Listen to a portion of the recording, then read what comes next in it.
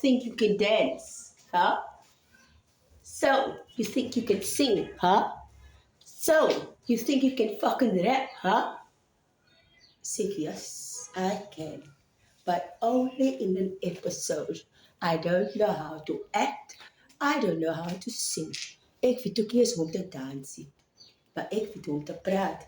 En as ek klaar gepraat is, dan weet jy nie, kon jy die skool uit die kerk uit, of uit die fucking tronk uit nie.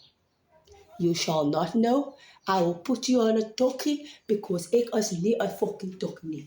Ek vang nie tokkies nie. You shall give me service when I ask for service. Wat jy? Luister jy, because you made the black people servants.